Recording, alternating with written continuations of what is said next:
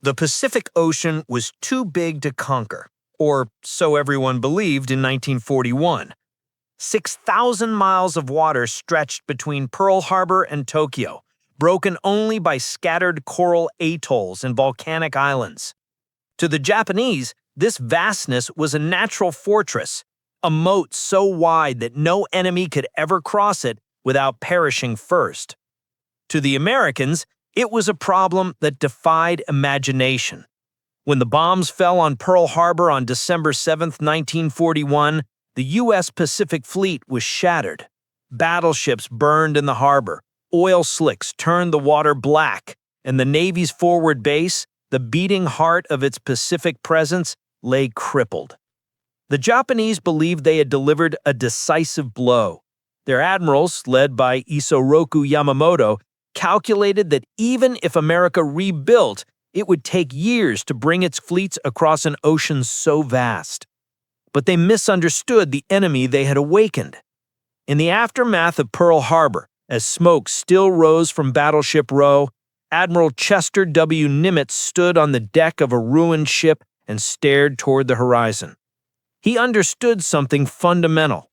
Japan's empire thrived because it could hop from base to base, consuming oil and ammunition from conquered territories. America had no such luxury. If the United States wanted to strike back, it would have to cross the largest expanse of water on Earth and fight a war thousands of miles from its own shores, without ports, without airfields, without supply depots. It was, on paper, impossible.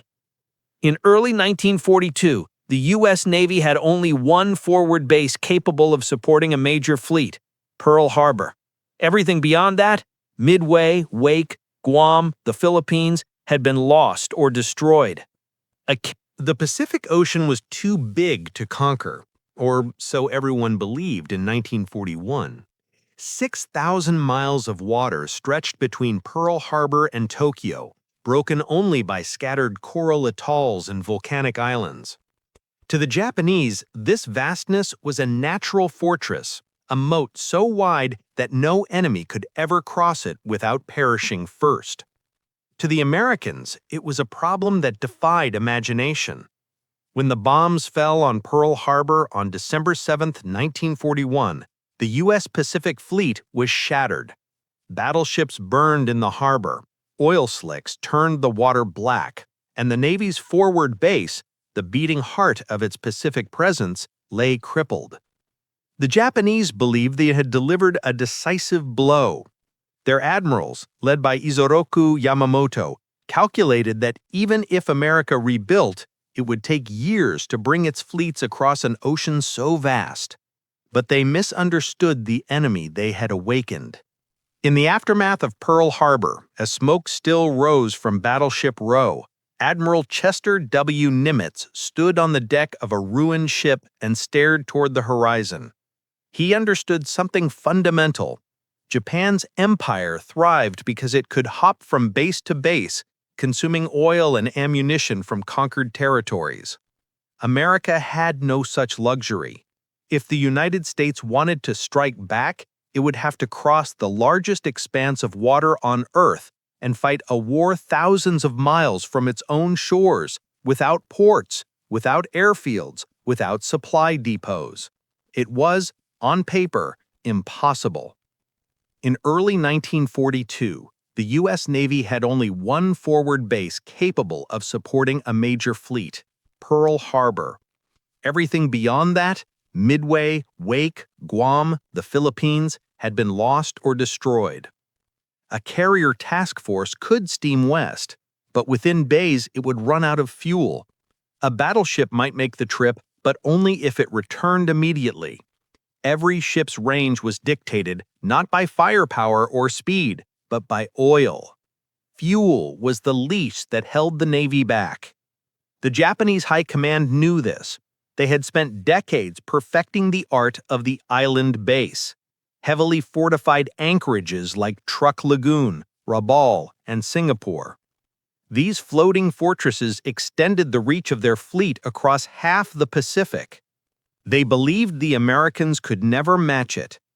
But in the offices of the Navy Department in Washington, D.C., and in the forward headquarters at Pearl Harbor, a few officers began to think differently. If America could not rely on fixed bases, then perhaps it could build bases that moved. The idea was audacious, bordering on madness.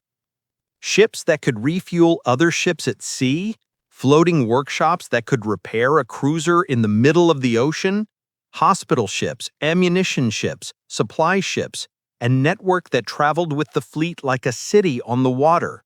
It sounded like something out of science fiction. But necessity is the mother of invention, and America in 1942 was desperate. At the Bureau of Ships and the Bureau of Yards and Docks, engineers began sketching designs for a new kind of navy, one where logistics, not guns, would decide battles. They studied the failures of the early months of war, the collapse of the Philippines, the loss of Java, the exhaustion of the carriers that fought at Coral Sea and Midway. Those victories had been costly. After each battle, the Navy had to retreat thousands of miles to refuel and rearm. Every mission meant weeks of sailing, burning fuel faster than it could be replaced. If the Navy kept fighting that way, it would drown in its own logistics. Admiral Ernest J. King, Commander-in-Chief of the U.S. Fleet, understood the math. He issued a directive that sounded more like prophecy than policy. We must carry our bases with us. The first experiments began quietly. Fleet oilers, slow, plodding merchant tankers, were modified to pump fuel between ships at sea. Crews practiced running thick fuel hoses across 300 feet of open water while both vessels surged through waves. It was dangerous, delicate work. One mistake could tear the line apart or ignite a floating firestorm. But when it worked, it was transformative. A destroyer that once had to return to Pearl Harbor every 10 days could now refuel in the middle of the Pacific and keep going. The concept was called underway replenishment, and it would change naval warfare forever.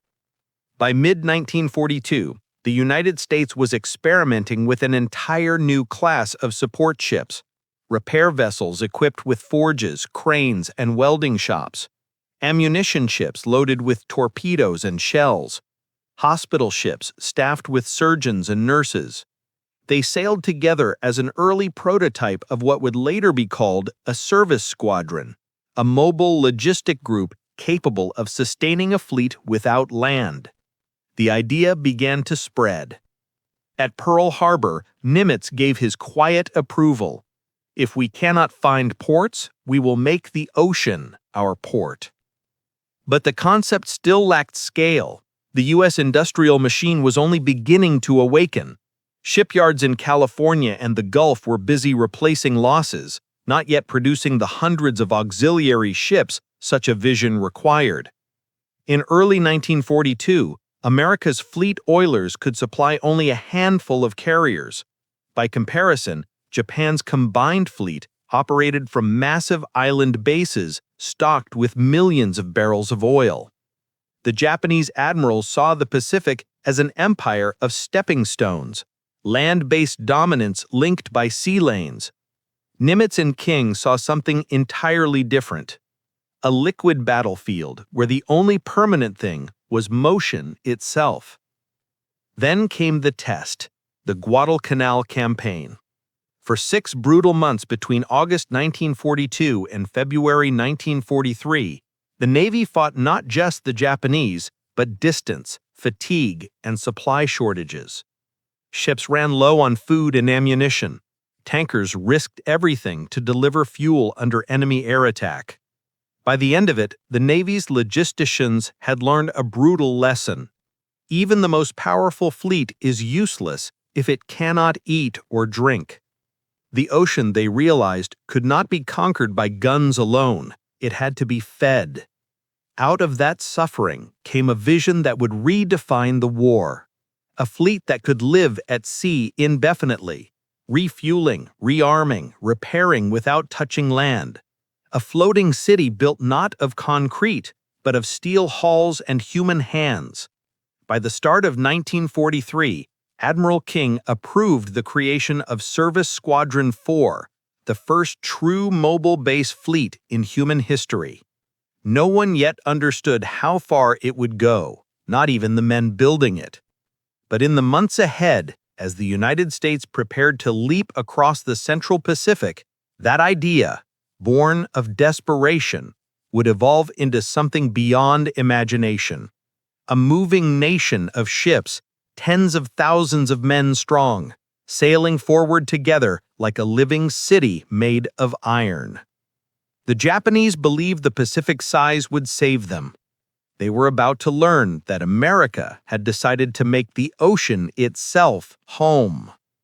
By early 1943, the U.S. Navy was fighting a new kind of war, one that depended not on the thunder of guns, but on the silent rhythm of fuel pumps, cranes, and cargo winches. The men who made this possible weren't admirals or aces. They were engineers, machinists, cooks, welders, the invisible army of logistics. They didn't charge beaches or sink battleships. They built something far more powerful, a fleet that could live forever at sea. It began with a single idea: Service Squadron 4. Rear Admiral Worrell R. Carter was a quiet man with the mind of an engineer and the patience of a craftsman. In early 1943, he was tasked with a job most officers considered impossible: create a mobile base fleet that could repair, refuel, and resupply the U.S. Pacific Fleet without ever touching land. Carter's office in Pearl Harbor became a laboratory of imagination. He took every type of auxiliary ship the Navy had: tankers, tugs, repair vessels, cargo freighters, and began assigning them new roles. Each ship became a piece of a vast floating puzzle. AO, fleet oilers, tankers that could deliver hundreds of thousands of barrels of fuel to carriers and battleships mid-ocean. AR, repair ships, floating machine shops that could rebuild engines, reforge propeller shafts, or weld a new bulkhead. AE, ammunition ships carrying bombs, shells, torpedoes, the raw firepower of a fleet. AF, refrigerated supply ships loaded with frozen meat, milk, eggs, fruit, luxuries for sailors who had once lived on canned rations. AH, hospital ships, white-painted sanctuaries with operating theaters and X-ray rooms, capable of treating hundreds of wounded men. AD, destroyer tenders, which could refit and rearm escort vessels within hours. It wasn't just a support group, it was an entire ecosystem built to keep war machines alive. Carter called it the Service Squadron. Nimitz called it the Miracle. The first base was set up at Funafuti in the Ellis Islands, a lonely speck of coral in the South Pacific. It wasn't much to look at: a shallow lagoon, a few palm trees, and a strip of crushed coral for air operations. But when Carter's ships arrived, Funafuti came alive. Tankers anchored in neat rows. Floating cranes swung barrels of oil from one ship to another. Tugs and barges scurried like ants. Cargo nets moved crates of food, ammunition, and spare parts from deck to deck. Within days, a barren atoll had become a hive of activity, a city of steel, built not on land, but on water. The Japanese never believed such a thing was possible. Their fleet operated from massive, static bases like Truk Lagoon and Rabaul, which required concrete docks and shore facilities. Every mission began and ended there. To the Imperial Navy, ships were extensions of the homeland. They could fight, but only if they could return home to feed. The Americans had abandoned that idea entirely. Their fleet no longer returned anywhere. It simply moved forward, bringing its home along with it. The transition from concept to reality was breathtaking. By mid-1943, Service Squadron 4 had grown to more than 300 ships and support craft, organized into what sailors called the base that never slept. At night, the lagoon of Funafuti glowed with light, welders repairing hulls, cargo nets swaying under flood lamps, oil lines hissing like snakes. Supply ships anchored side by side, passing goods from one to another. From the air, it looked like a floating metropolis. Sailors called it Tin Can City. There were floating workshops, bakeries, even laundries. Some ships were fitted with barber chairs. One carried an entire ice cream factory, because morale, Carter insisted, was as important as machinery. A young seaman wrote in his diary, "It feels like we're building Manhattan out here, one ship at a time." Every operation was a miracle of coordination. Fleet oilers steamed thousands of miles to meet carrier groups on the move. They extended massive fuel hoses, sometimes over 400 feet long, while both ships surged through the waves at 12 knots. Sailors stood between them, hands blistered, faces covered in salt spray, balancing on wet decks as black fuel gushed through steel lines. They called it riding the black snake. One spark, one wave, one mistake could turn the operation into a fireball, but it almost never did. The crews worked with mechanical precision, often refueling entire task forces in less than 6 hours. It was dangerous, dirty, and utterly revolutionary. Meanwhile, back in Washington, Admiral King received reports that defied belief. Entire carrier groups were now operating for weeks without returning to Pearl Harbor. They were refueled, repaired, and resupplied entirely at sea. King wrote in a memo to Nimitz, "This is the future of war at sea. Bases will become obsolete. The ocean itself will serve." By late 1943, the floating base had moved north from Funafuti to Majuro Atoll in the Marshall Islands. Majuro's lagoon stretched 30 miles across, large enough to anchor hundreds of ships safely. When the fleet arrived, sailors described the site as something out of science fiction. Everywhere you looked, ships, tankers, carriers, repair ships, barges, cranes, even floating dry docks. You could walk from one end of the lagoon to the other across decks of steel. Majuro became the beating heart of the Pacific war machine. When a carrier limped back from battle, its hull torn by bombs, it didn't head for Pearl Harbor. It anchored beside a repair ship. Welding sparks flew before sunset. By morning, the hull was gone, the ship was back in formation. The Navy had achieved what even the Japanese considered impossible: instant regeneration. By the end of 1943, Admiral Nimitz formalized the concept. He commissioned Service Squadron 10, a superstructure of logistics that would accompany the fleet across the Pacific, leapfrogging from one anchorage to the next. Its motto was simple: we move where we are needed. And where it went, the war followed. To the Japanese, the reports seemed absurd. Their reconnaissance pilots spotted vast clusters of ships anchored together in lagoons that had never before appeared on maps. Radio operators intercepted endless streams of coded logistics traffic. They couldn't make sense of it. In Tokyo, one staff officer reportedly told Admiral Toyota, "The Americans are building new bases faster than we can find them."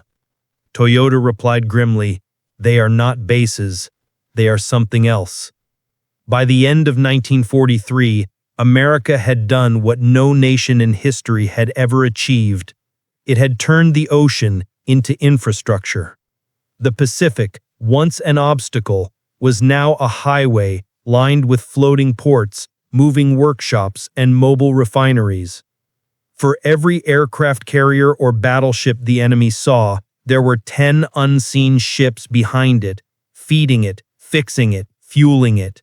That invisible army would soon unleash its full power. In 1944, as the U.S. Navy prepared to strike deep into the Central Pacific, the Marianas, the Philippines, and beyond, the floating city would become the decisive weapon. The Japanese still believed they could win with bold tactics and fierce spirit. They hadn't yet realized they were fighting a nation that had made the sea itself home. By 1944, the U.S. Navy had become something the world had never seen before, a living organism made of iron, oil, and discipline. From the air, it looked like a swarm of silver-gray insects crawling across the Pacific. But from the deck of a ship, it felt like a miracle of motion. Every part of the machine moved in rhythm. Carriers, destroyers, battleships, and behind them, the lifeblood of it all, the endless columns of tankers, tenders, and supply ships that kept the fleet alive. For every sailor firing guns at the front, there were 10 others working below decks, tightening valves, pumping fuel, packing crates, baking bread, distilling fresh water. They didn't make headlines, but they made victory possible. This was the year when America learned that the secret weapon of modern war wasn't a bomb or a battleship, it was logistics. In February 1944, the floating city shifted its anchor once more, this time to Eniwetok Atoll. By 1944, the U.S. Navy had become something the world had never seen before, a living organism made of iron, oil, and discipline. From the air, it looked like a swarm of silver-gray insects crawling across the Pacific, but from the deck of a ship, it felt like a miracle of motion. Every part of the machine moved in rhythm. Carriers, destroyers, battleships, and behind them, the lifeblood of it all, the endless columns of tankers, tenders, and supply ships that kept the fleet alive. For every sailor firing guns at the front, there were 10 others working below decks, tightening valves, pumping fuel, packing crates, baking bread, distilling fresh water. They didn't make headlines, but they made victory possible.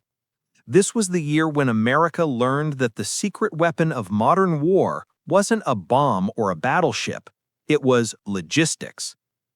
In February 1944, the floating city shifted its anchor once more, this time to Eniwetok Atoll, freshly captured from the Japanese. Within days, the lagoon filled with ships. Fleet oilers stretched in long rows like city streets. Floating dry docks rose and fell with the tide, lifting destroyers and cruisers for emergency repairs. Hospital ships gleamed white under the tropical sun, their red crosses visible for miles. And above it all hung a smell that defined the war, the heavy, oily scent of machinery and fuel. Eniwetok was the first full-scale mobile naval base ever built. It could refuel, rearm, repair, and resupply the entire Fifth Fleet, all without touching land. It had its own radio network, police patrol boats, and even a floating post office. Sailors joked that it was a city with an ocean view in every direction. The Japanese didn't understand how it was possible. From their headquarters in Truk Lagoon, Admiral Mainichi Koga received intelligence reports describing enormous concentrations of ships far east of the Marianas, fleets that seemed to materialize overnight and vanish by morning. "How can they stay there so long?" one officer asked. "Where do they get their fuel?" Koga didn't answer. He simply stared at the map, realizing that his navy, tied to land, to bases, to fragile supply routes, was being outmaneuvered by something new, something beyond his comprehension.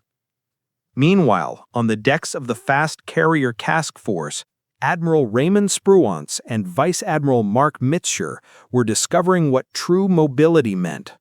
Their carriers could now steam indefinitely. When fuel ran low, they didn't return to port. The port came to them.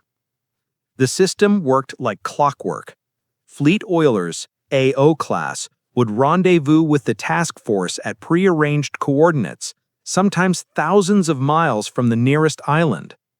At dawn, the ships would take formation, tankers in the center, warships forming protective screens. Then the ballet began. Two ships would draw alongside each other, barely 100 feet apart, moving at 12 knots. Heavy fuel hoses were shot across on messenger lines. Crews secured them to deck fittings and began pumping. Thick, black fuel oil surged through pipes, filling the carrier's tanks at 6,000 gallons per minute. The ships rolled and pitched in the waves, but the line held.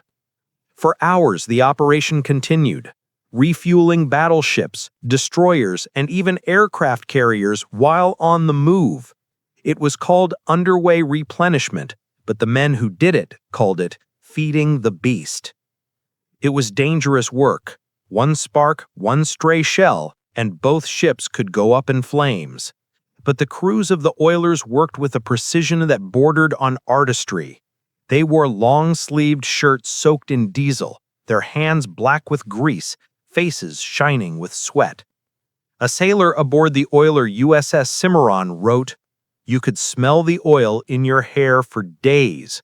We worked until our arms burned, but when the last hose was hauled in, we'd look across the water and see the fleet moving again. That's how we knew we were winning." By spring 1944, this system had reached perfection.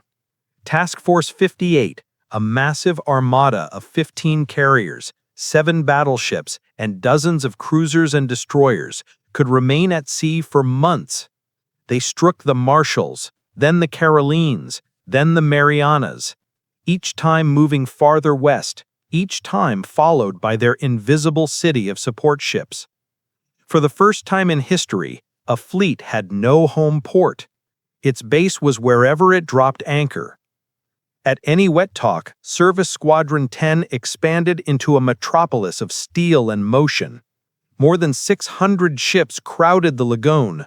Oilers, ammunition ships, repair tenders, floating workshops, hospital barges, even floating chapels.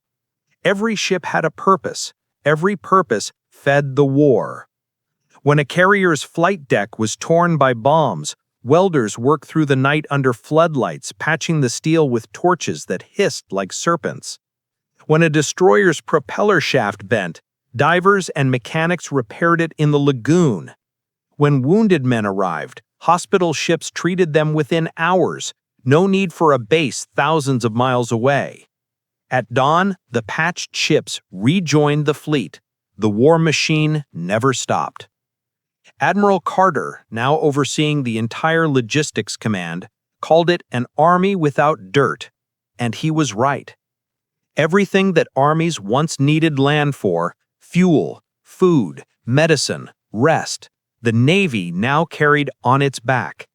It could move faster than the enemy could predict and stay longer than the enemy could survive. This was the true turning point of the Pacific War. Battles like Saipan, Guam, and Tinian were not just victories of firepower, they were victories of logistics. While Japanese carriers at the Battle of the Philippine Sea were forced to retreat for lack of fuel, the American carriers simply turned toward the oilers and kept fighting. The result was devastating. In June 1944, during what pilots later called the Great Marianas Turkey Shoot, Japan lost more than 350 aircraft in a single day. Their pilots fought bravely, but their machines couldn't stay in the air long enough. Their ships couldn't stay at sea long enough. The American fleet, fed and fueled by its floating cities, fought with infinite endurance. To the Japanese, it was incomprehensible. Reconnaissance reports showed that even after weeks of combat, the U.S. fleet didn't shrink, it grew. More ships, more planes, more carriers appeared on the horizon. Every time one was damaged, another took its place. Admiral Toyoda, who succeeded Koga, said in frustration, "The Americans fight as if their ocean itself manufactures ships." In a sense, he was right. Behind every carrier strike and amphibious landing, An invisible empire of logistics stretched across the Pacific, a network of oil, steel, and sweat that no bomb could destroy. By late 1944, the Navy's service squadrons had grown so vast that they had their own postal systems, cinemas, bakeries, and weather stations. Some ships even carried musical bands to play for exhausted crews between missions. It wasn't just a military system, it was a civilization afloat. At night, from the deck of an oiler, a sailor could look out across the lagoon and see the glow of hundreds of ships, their anchor lights flickering like stars across the water. From above, pilots said it was like a city the size of Chicago floating in the middle of the ocean. That city had no streets, no buildings, no ground beneath its feet, but only steel holes and faith. But it worked. It lived. It grew. And as 1944 came to a close, that living city began to move again, toward the Philippines, toward Leyte Gulf, toward the very doorstep of Japan. The Pacific was no longer a barrier. It had become America's highway, built not of land, but of fuel and will. By the end of 1944, the Pacific was no longer the Japan's shield. It had become America's highway. The great island fortresses that once anchored the Imperial Navy, Truk, Rabaul, Palau, and Singapore, were now meaningless dots surrounded by empty sea. Once considered unsinkable, they had been bypassed, left to rot under Allied blockade. The Japanese Empire, which had built its strength on static bases, now watched in disbelief as the enemy fought a war without them. The American fleet had achieved what every Japanese admiral had sworn. By the end of 1944, the Pacific was no longer the Japan's shield. It had become America's highway. The great island fortresses that once anchored the Imperial Navy, Truk, Rabaul, Palau, and Singapore, were now meaningless dots surrounded by empty sea. Once considered unsinkable, they had been bypassed, left to rot under Allied blockade. The Japanese Empire, which had built its strength on static bases, now watched in disbelief as the enemy fought a war without them. The American fleet had achieved what every Japanese admiral had sworn was impossible. It lived on the ocean itself. When the U.S. fleet arrived at Ulithi Atoll in September 1944, the world's largest natural lagoon was empty. Within 2 weeks, it became the largest naval anchorage in history. From the air, Ulithi looked like a steel archipelago, ships stretching to every horizon, anchored in geometric precision. Tankers, repair ships, and ammunition vessels formed long grids like city blocks. Barges ferried men, mail, and machinery from one deck to another, and all of it hummed with relentless purpose. Ulithi wasn't just a base. It was a nation of ships, home to nearly 700 vessels and 100,000 men. There were floating restaurants, barber shops, and bakeries. One ship served as a movie theater, another as a power plant. Hospital ships stood ready with operating rooms that rivaled any on land. At night, the lagoon glowed with the lights of an entire civilization afloat, an industrial city that had drifted into the middle of nowhere. The Japanese didn't discover Ulithi until it was too late. Reconnaissance pilots flying from the Philippines reported seeing an ocean filled with silhouettes. One officer described it as an island of iron. Another called it a second America floating on our doorstep. Admiral Toyota, upon hearing the reports, is said to have murmured, "They no longer need land." And that was the truth. In the fall of 1944, as the U.S. prepared for the liberation of the Philippines, Japan's Navy could barely leave port. The fuel convoys that once supplied Truk and Singapore were gone, hunted to extinction by American submarines. Tankers lay shattered at the bottom of the South China Sea. The Imperial Navy still possessed ships and aircraft, but they had become trapped giants. chained to bases with empty fuel tanks. Meanwhile, Task Force 38, the new fast carrier fleet under Admiral William Bull Halsey, roamed freely. Whenever it needed oil, Ulithi sent it. Whenever it needed bombs, Ulithi sent them. Whenever a ship was damaged, the atoll's floating dry docks lifted it, repaired it, and returned it to battle. In Tokyo, the staff officers stared at maps and tried to calculate how such a thing was possible. How could the Americans sustain their operations for months at a time? How could a nation project power across 6,000 miles of ocean without bases? The answer was both simple and devastating. They had built their bases out of steel instead of concrete. As the Battle of Leyte Gulf erupted in October 1944, the largest naval battle in human history, the contrast between the two fleets reached its peak. Japan's admirals threw their last carriers and battleships into the fight, hoping for a decisive victory. But even if they had won tactically, they could never have sustained it strategically. The Americans refueled at sea, rearmed at Ulithi, and returned within days. The Japanese ships that survived the battle limped home, burning the last of their precious fuel, never to return to open waters again. When the smoke cleared, the U.S. fleet remained on station, untouched, unbroken, and fully supplied.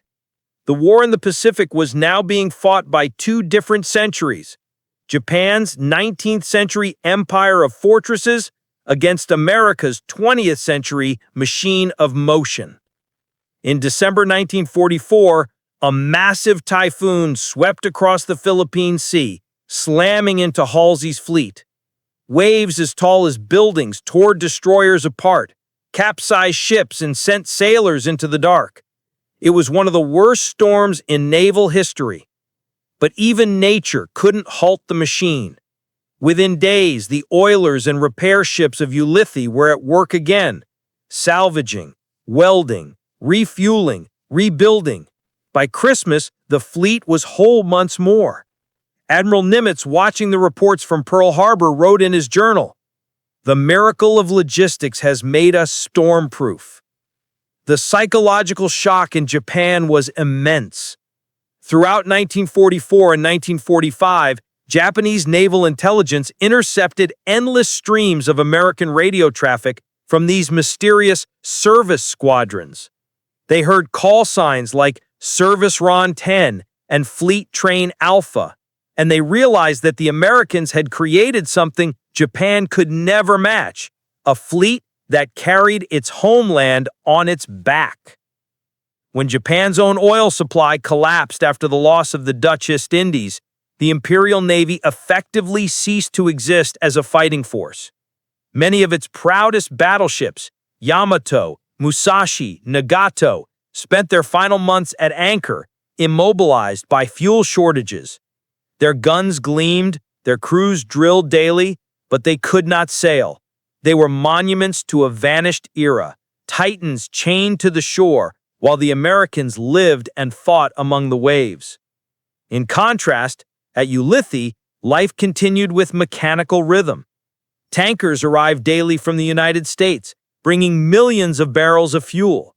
Cargo ships brought canned food, spare engines, even Christmas trees.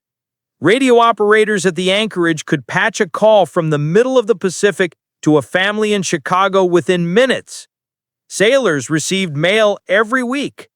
Ulithi was closer to Tokyo than from San Francisco, yet it felt like home.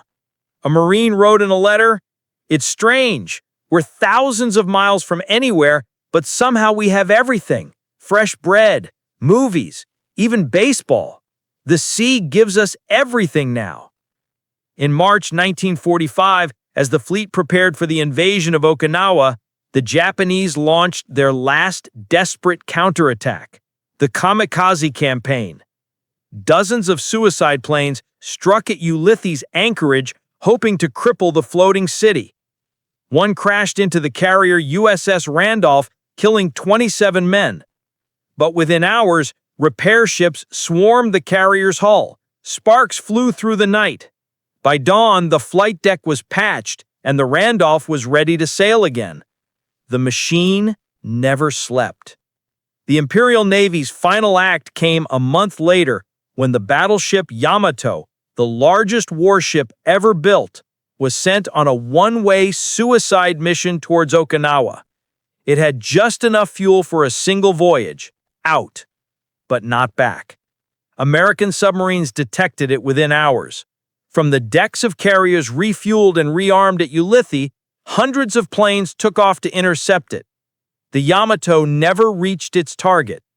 When it sank beneath the waves, the last symbol of Japan's old maritime power died with it. The age of battleships was over. The age of mobile warfare, of floating cities and endless movement had begun. By the summer of 1945, the U.S. Navy had nearly 1,200 auxiliary vessels in the Pacific, a moving empire capable of sustaining 500,000 men. It could have fought on indefinitely. In contrast, Japan's fleet was dead before Hiroshima ever burned. In Tokyo's naval archives, one surviving officer later wrote, "We built our empire on islands, but they built theirs on water. We could not imagine such freedom." That was the tragedy of Japan's defeat. Not just a loss of ships, but a failure to understand what the Americans had truly built: a civilization at sea. As August 1945 approached, the floating cities prepared for one last move towards Japan itself. Ulithi's anchors rose, and thousands of ships began the long sail north. From the decks, sailors looked out over the endless blue and saw not an obstacle, but a home. The Pacific no longer belonged to geography, it belonged to industry, to the men who could make it live. When Japan surrendered in August 1945, the ocean was silent again, but only on the surface. Beneath that calm lay a transformation so profound that it would shape every war, every navy, and every empire that came after. America's floating cities, born from desperation and engineered from imagination, had turned the largest body of water on Earth into a highway of steel and fuel. It was not just a victory of ships or admirals, it was a victory of mobility itself. The men who had built and manned those mobile bases, the welders, the riggers, the oilers, the cooks, rarely appeared in victory parades. They didn't storm beaches or raise flags. They were the heartbeat of a machine that had never stopped running. Their tools were wrenches and hoses, not rifles. But they had achieved something no soldier or pilot could. They made war infinite. In September 1945, when the Japanese delegation boarded the USS Missouri to sign their surrender, that ship was not alone. Around it, stretching beyond the harbor of Tokyo Bay, floated hundreds of vessels: destroyers, carriers, tankers, repair ships, hospital ships, the living descendants of the service squadrons that had carried America across the Pacific. From the deck, the delegates could see what had truly defeated them. It wasn't just the Missouri's guns, it was the ocean itself, conquered, harnessed, and made American. In the months that followed, as occupation forces spread across Asia, the floating cities did not disband. They simply changed missions. The same ships that had fed fleets now fed nations. Oilers delivered fuel to devastated ports. Repair ships rebuilt damaged infrastructure. Hospital ships became floating clinics. Admiral Worrell R. Carter, the quiet engineer who had designed the system, was summoned to Washington. His superiors asked him to summarize what had made the system work. His reply was simple, almost philosophical. "We stopped thinking of the sea as distance. We started thinking of it as connection." It was a revolution of thought. For centuries, the ocean had been a barrier, the void between continents. The armies had to cross. But in the hands of the U.S. Navy, it became infrastructure, a living network of movement and supply. The ocean itself became American. This was the birth of what historians would later call the Age of Mobile War. The proof came quickly. When war broke out in Korea in 1950, The same concepts born at Funafuti and Ulithi reappeared, this time under new names: Mobile Logistics Support Forces, Task Force 77, and Service Squadron 3. The fleets that bombed Incheon and Pusan never once needed to return to port. Oilers refueled them off Japan. Ammunition ships resupplied them under fire. The blueprint of 1944 was alive and working perfectly. The same thing happened in Vietnam, the Persian Gulf, and beyond. Every time America went to war, its fleets brought their bases with them. Aircraft carriers became floating airfields, replenishment groups became lifelines, and the same techniques pioneered in World War II, underway replenishment, floating dry docks, mobile hospitals, became routine. What had been radical in 1943 was by 1960 the foundation of global power. Admiral Chester Nimitz, who had once stared across the burning ruins of Pearl Harbor, lived to see the transformation complete. In a 1955 speech at Annapolis, he told young officers, "We did not win the Pacific with courage alone. We won it because we learned to live where the enemy could only visit."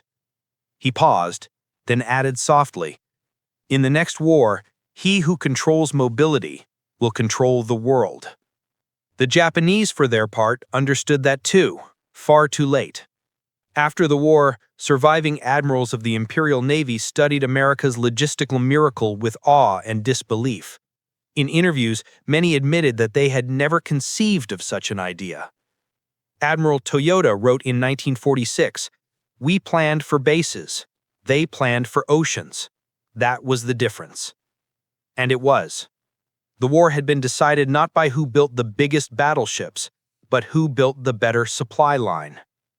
Ulithi, once the beating heart of that floating civilization, was abandoned in 1946. Within months, the lagoon that had held 700 ships was empty again, the sea reclaiming its silence. The coral reefs were scarred by anchors and fuel spills, but the ocean, indifferent as ever, washed them clean. Sailors who returned years later found only traces: rusted mooring buoys, concrete slabs, and the skeletons of barges half buried in sand. But for those who had been there, the memories remained vivid: the clang of steel, the hiss of fuel lines, the endless hum of engines that never stopped running. One veteran wrote, "At night you could look across the water and see the lights of hundreds of ships, like a city that floated. I used to think if you listened closely enough, you could hear it breathing." The legacy of that city lived on in every corner of modern naval warfare. Today's U.S. carrier strike groups, with their oilers, ammunition ships, and command vessels, are direct descendants of Service Squadron 10. The techniques of underway replenishment remain almost unchanged. A modern carrier in the Persian Gulf still receives its fuel and food the same way a carrier did in 1944, hose to hose, ship to ship, across an ocean. Even space exploration borrowed the concept.